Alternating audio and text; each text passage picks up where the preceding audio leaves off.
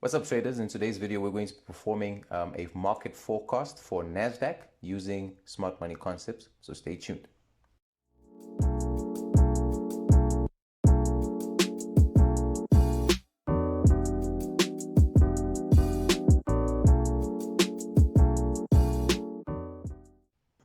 So welcome to another video.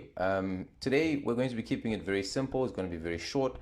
We're going to be performing a bit of a forecast for NASDAQ using smart money concepts. Now, I know a lot of you guys know or have heard of smart money concepts. It's all over social media, especially because of these ridiculous risk-reward ratios that guys are achieving, especially on the 1 minute, the 5 minute. But essentially, what smart money concepts are, or what smart money is, it's a trading approach that essentially looks at following the trend from high value areas. Right, so there is a lot of different terms that are being thrown around whenever you come across smart money.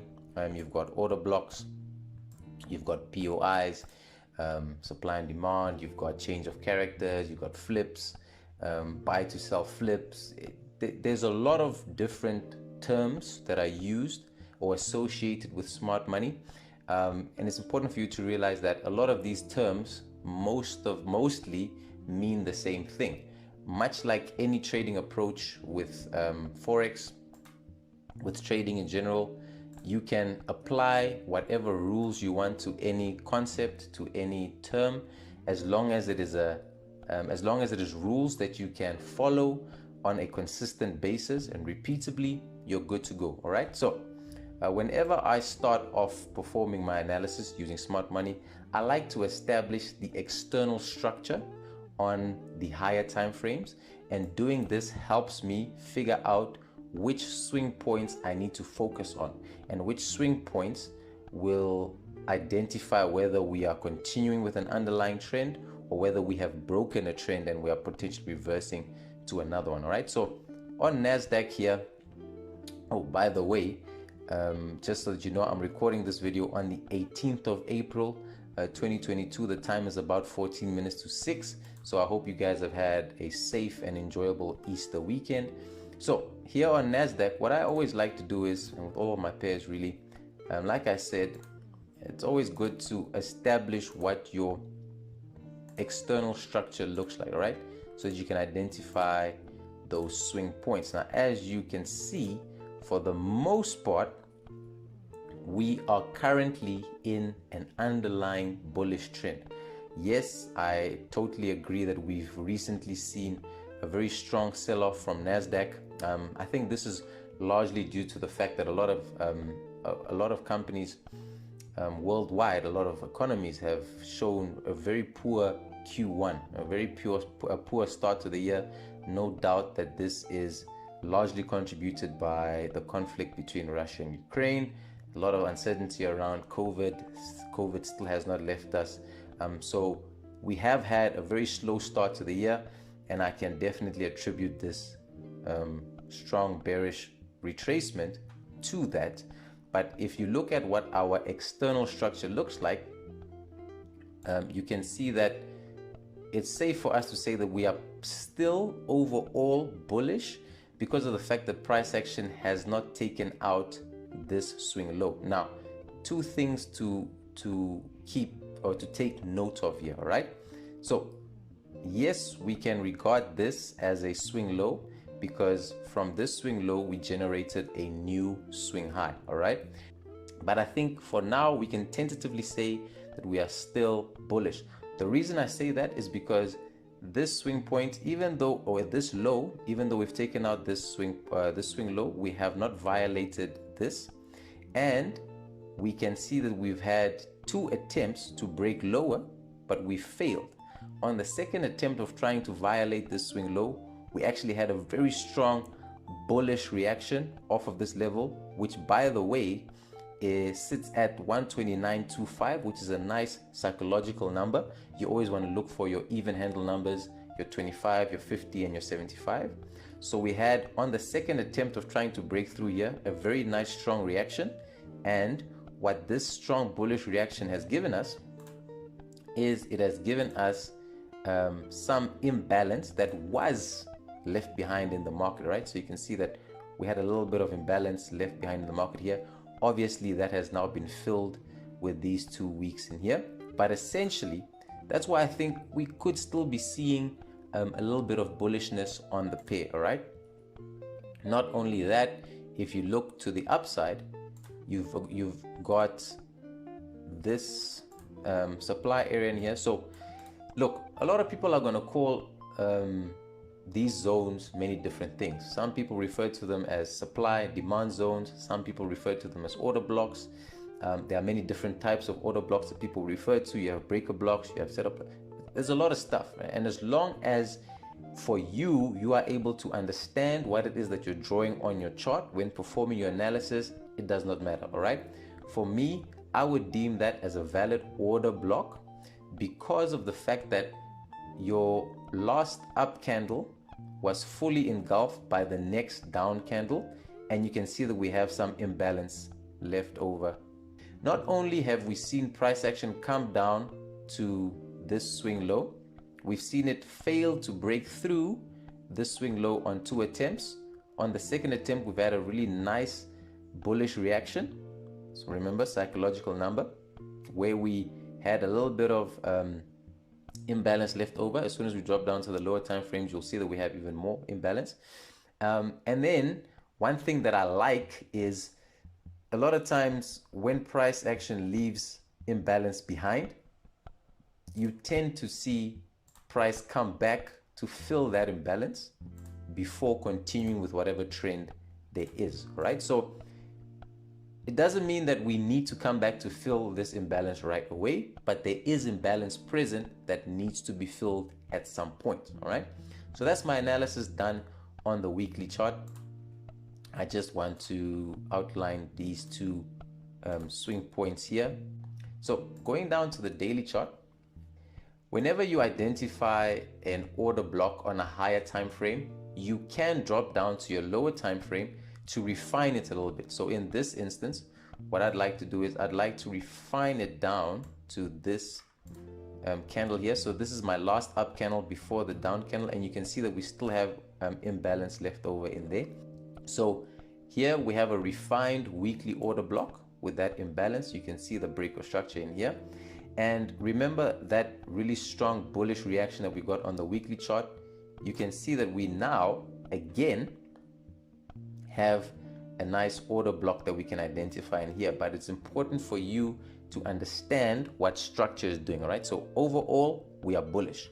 If we look on the daily chart, we can clearly see that this pullback has been bearish, all right? So again, take your tool and outline your swing points, all right? So you can clearly see that here, price action has been bearish. You can clearly see that.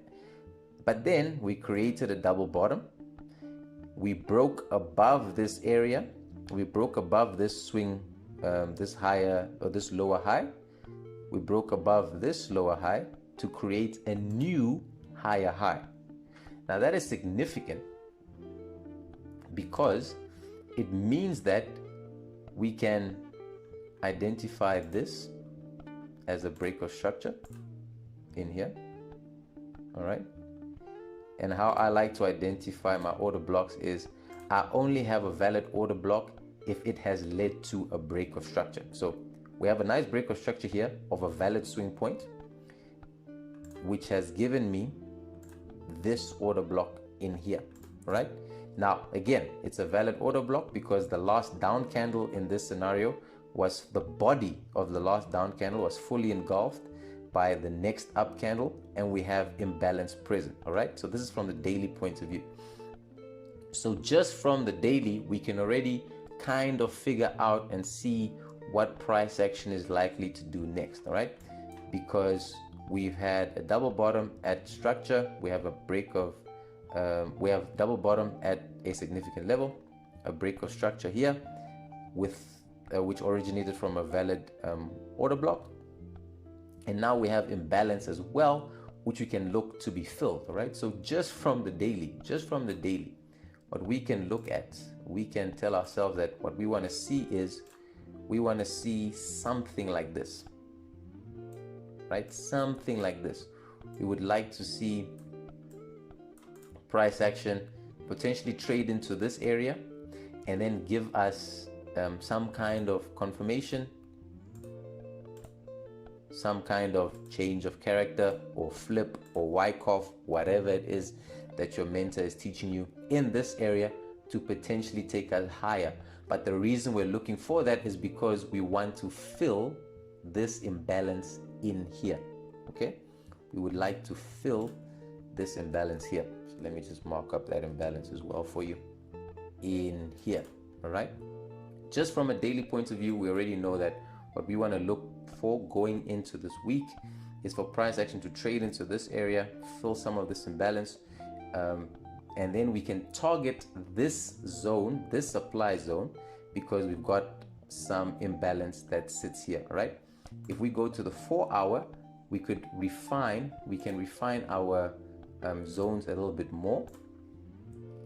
What you can see is that this daily supply zone, or this daily demand zone rather, sorry, this daily order block can be refined all the way down to here. You'll still have some imbalance in here, right? And now what you've done is you've essentially made that zone that you're looking for, your strike zone, your strike area, even tighter to give you a better stop, a better risk reward ratio. And that's why smart money concepts, if applied correctly with the correct rules, which have been back tested over time, can be so powerful, right? So here from the 4-hour, I'm still looking for price action to pull down towards here. And then for targets from a 4-hour point of view, apart from this overall target up here, just on this move alone, what you can see is you've got another little supply area in there, break of structure, and you've got again another supply area in there with a little break of structure.